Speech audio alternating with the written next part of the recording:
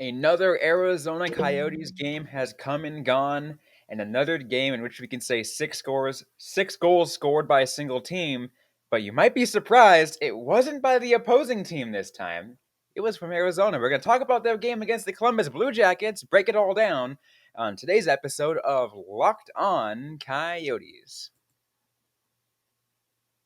You're Locked On Coyotes, your daily podcast on the Arizona Coyotes, part of the Locked On Podcast Network, your team every day.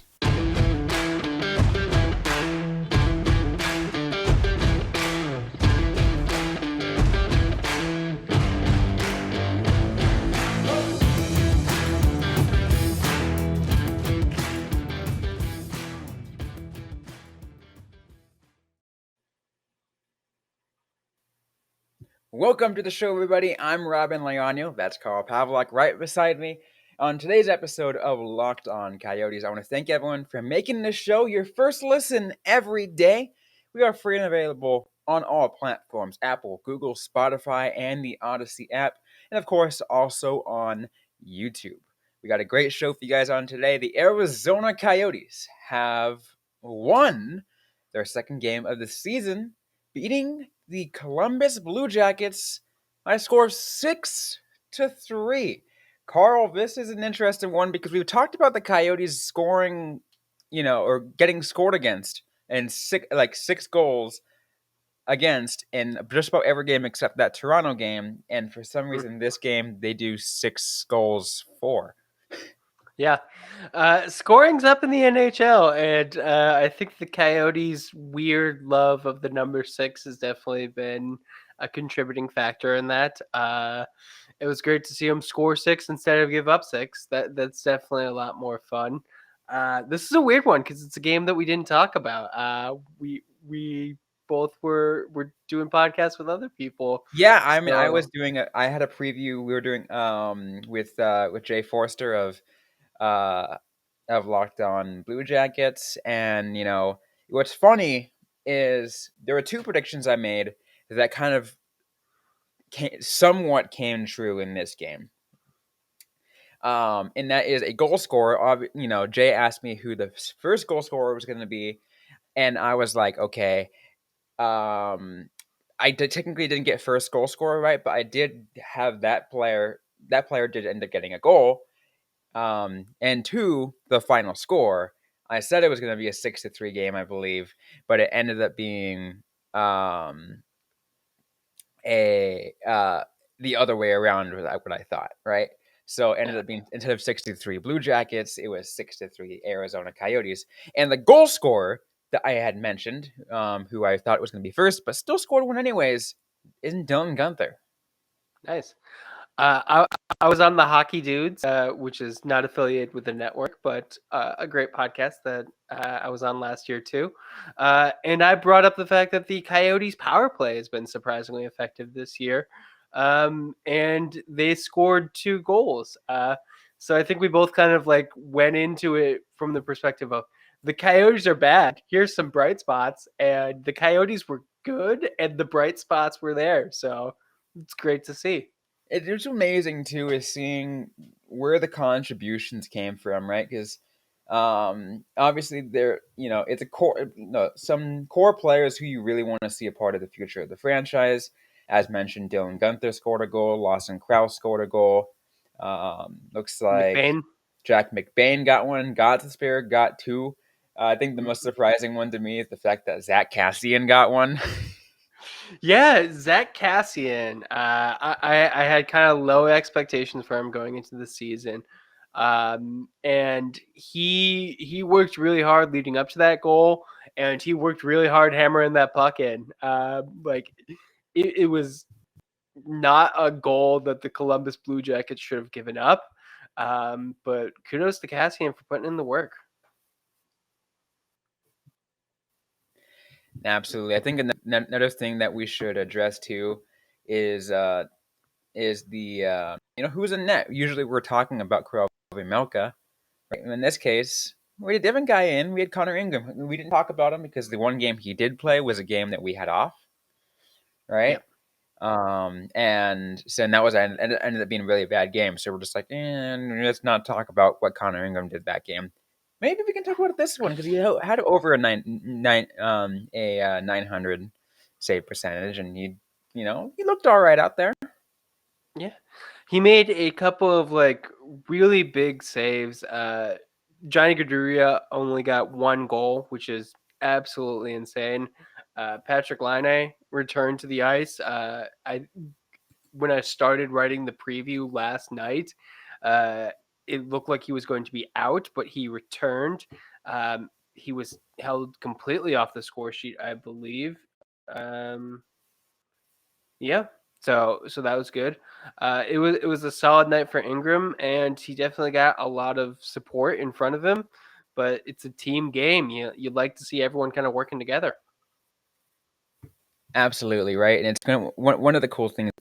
It's the because the thing is we've been talking about the kind of the Coyotes trying to play a full game and starting off right and going through all those things, and in this case they actually did. I mentioned that as a key, right? I said the Coyotes have to start off right, and it did benefit Arizona, the fact that they ended up getting a power play early, kind of helped tee up Shane Gotts's goal, but that's kind of what you want, right? Get the opportunities and get them to tee everything up to have a good start, because all the other games they had really really poor starts, and Yeah, like that kind of moved into the fact of how bad they played for the rest of the game. In this case, is they had a really good start. yeah. Definitely their best start of the season. I would say more so than the Toronto game, which also seemed like a pretty good start. But that game, it felt more like the Coyotes were taking early penalties and the Toronto Maple Leafs were keeping up with them, also taking penalties. And there was definitely some of that tit for tat with the Blue Jackets tonight, but more so it was the Coyotes just playing a good game. And, you know, there was plenty of penalties to be had, but that was not the reason why they won. And, the fact that they weren't taking that first call like meant that they didn't have to worry about killing an early thing. They didn't have to worry about starting on the back foot. Columbus did that. Columbus took the first penalty and gave a power play goal on it, and that seemed to set the Coyotes right. Uh, I will admit this was their most complete game. Up until like maybe 2 minutes left in regulation, I was like, they're gonna find some way to collapse, aren't they? They're gonna give up like 4 goals in the last 2 minutes and force it to overtime. But they didn't. They held strong, and a 6-3 win is a 6-3 win. Yeah, I mean they did what they were leading. What was it, 4-0 after two? 4-0 after two. Jack McBain getting an early third period goal really seemed to like settling down. Like Johnny Hockey was able to score like not after that, but you still had a 4-goal lead. Like that is definitely something that kept them in the game. I think It did that keep them in that the game, and that keeps your motivation high, right? And that's the kind of things that yeah, we've been talking about too last year, right? When you have that bad start and everything like that, it kind of just puts your motivation down. But if you're able to keep your foot on the gas all game long, it really, really makes a difference. yeah.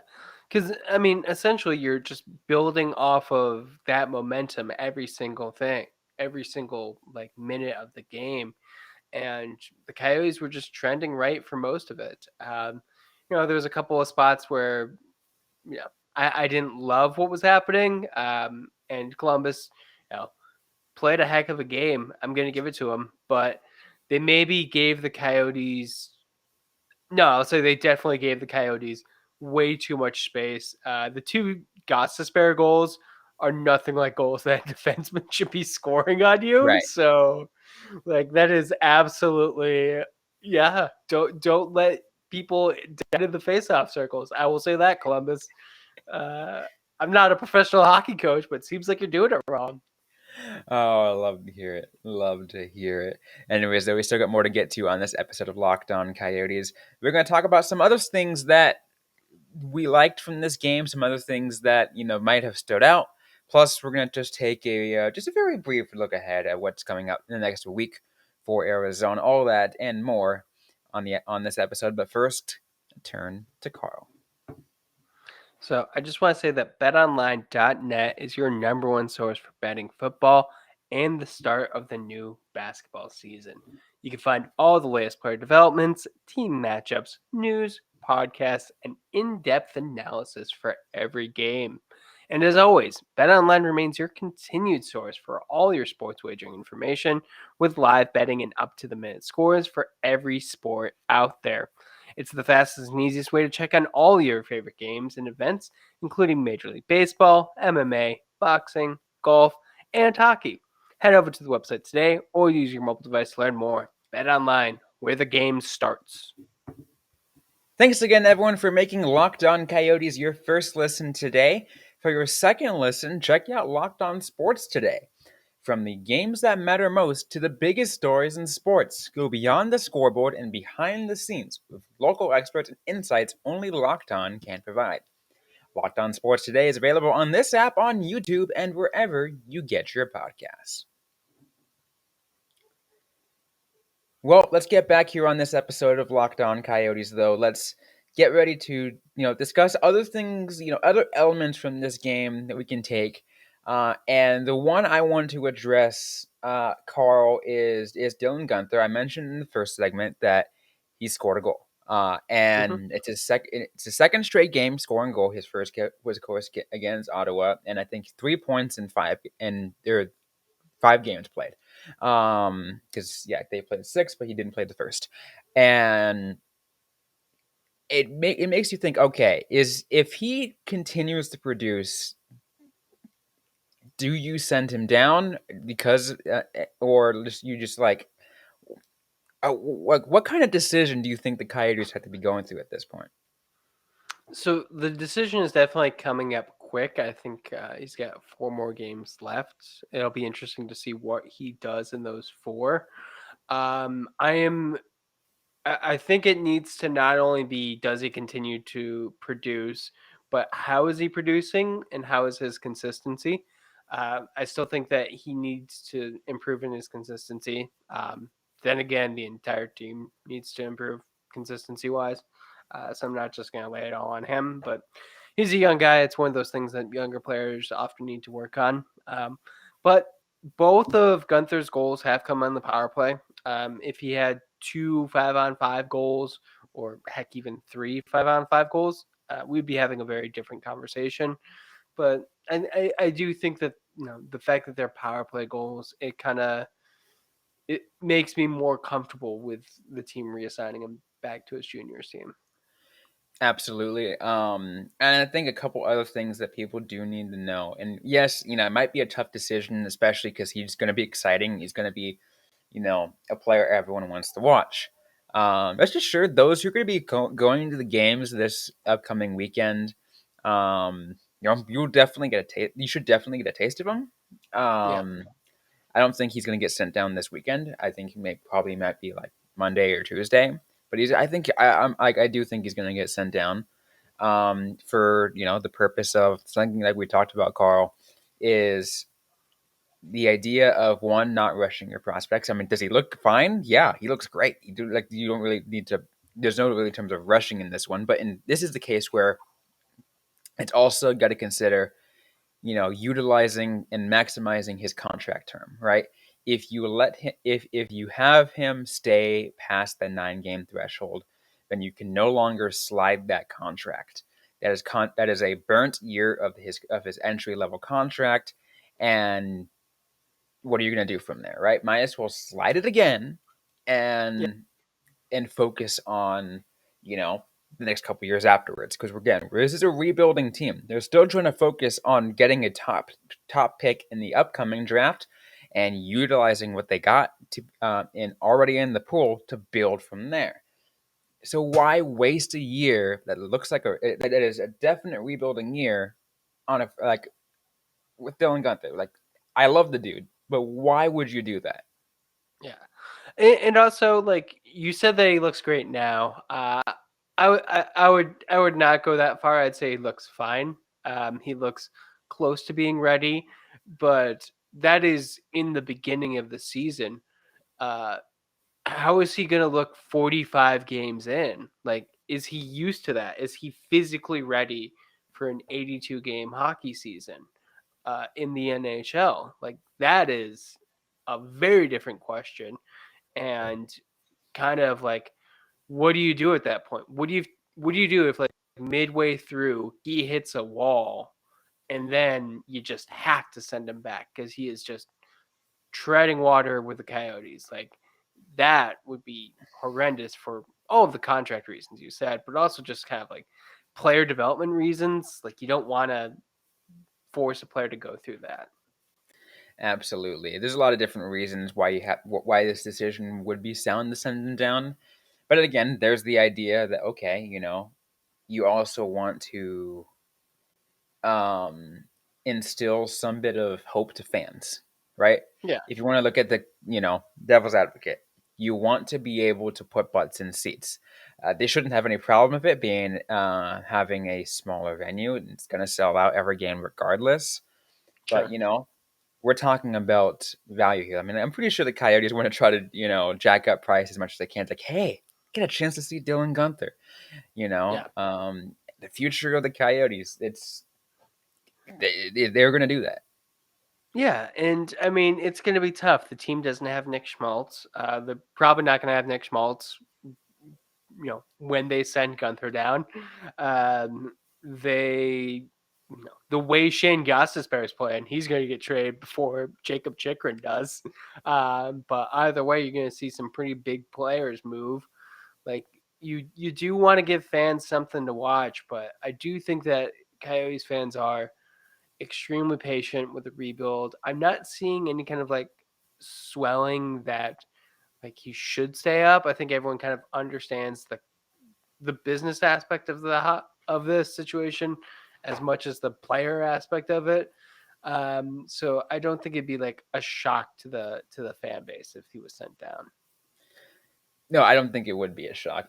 Some people would be a little sad. He's like, "Aw." Yeah. But And, like, and it does depend on like how he plays like the next 4 games. Like if he gets like back to back hat tricks and they send him down, that's a little less hard to justify. That may be kind of like a yeah, we're gonna just need to burn a year of that deal. yeah, you just have to kind of have to bite the bullet at that point. Um, Plus, though, I think another thing you can do if you're the Coyotes in a way to in a excuse to send them down. Obviously barring to what you said, something like that.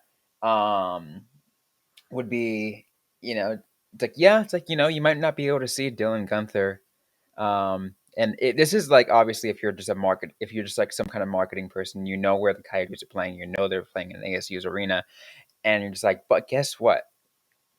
In November, in late November, the University of Minnesota comes to the Yeah. very same arena, and you get to see Logan Cooley.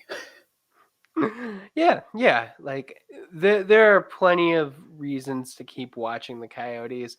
I think Clayton Keller had a very good night. He had a 3 assist night, um, and he looked really good. Like, and I think the team has pretty much moved past the point of trading him.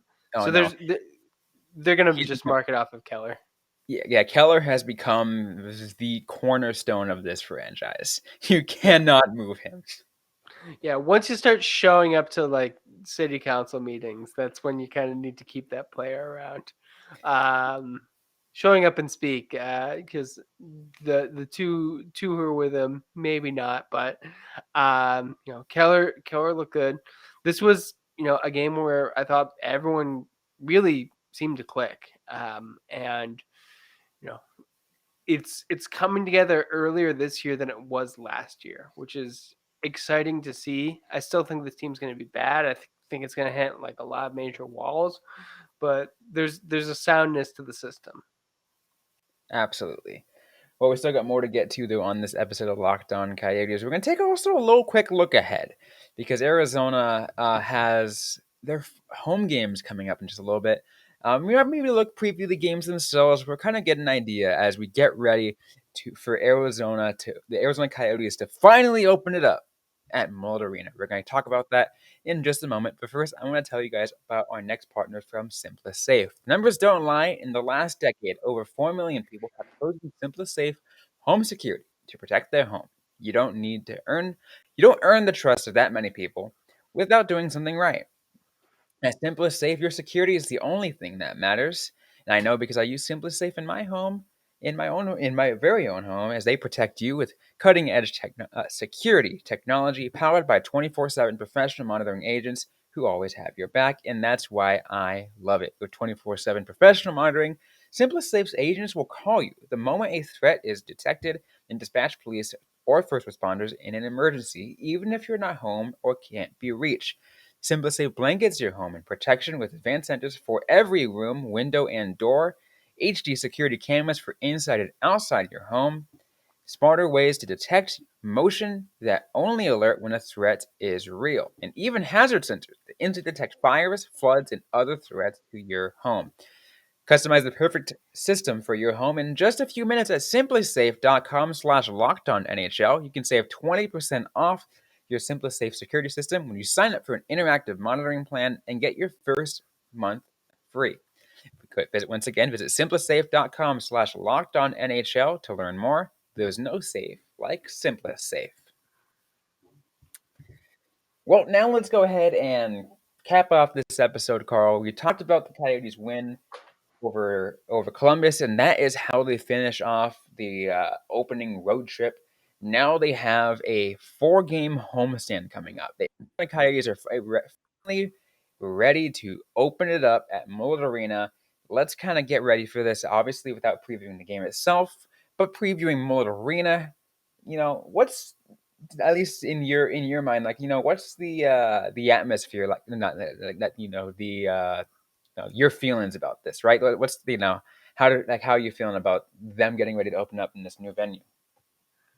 So I'm real excited. The videos I've seen, the energy at Mullett Arena seems great. It is going to be really fun. It's going to be a very loud, very intimate experience, which just phenomenal. If you can go to the game, you're going to want to go and see kind of like the first Coyotes game at Mullett Arena. I am also a little bit nervous about what the coming uh, weeks are going to be giving us. We have heard that the opponents facilities are not to the point where they're going to be like in a couple of months from now. Like they're still building some stuff. So I imagine we're gonna get like a couple of like annoyed like pictures and be like, "Can you believe that this thing is happening?" And that'll eventually die down. But I always anticipate something like that. You know, I remember when the Olympics were in Sochi and just like the pictures that were getting shared were just like, you know, making everyone on Twitter explode. Absolutely. Yeah, there's always going to be these, some hiccups and stuff like that. No launch, for a venue, whether you're, playing in a college venue or a, giant new shiny, you know, $3 billion venue or whatever it is. It's not perfect. Launches are never perfect. There's always going to be Yeah, some problems. yeah. But yeah, it's already had games. ASU hockey has already played a couple of games there. And from my understanding is people love it there. They love the atmosphere. They love the way it feels. And it's it's going to be really cool to see Coyotes hockey play there. Uh, I had this conversation with a few people in this sense where they're really looking forward to it because obviously there's going to be really good sightlines. The sightlines are going to be great. Hmm. And plus, like, if you are of a family that can afford it, like imagine being a kid and being like this close to the action, seeing hockey play like this, right? This like NHL level hockey, that close. Yeah.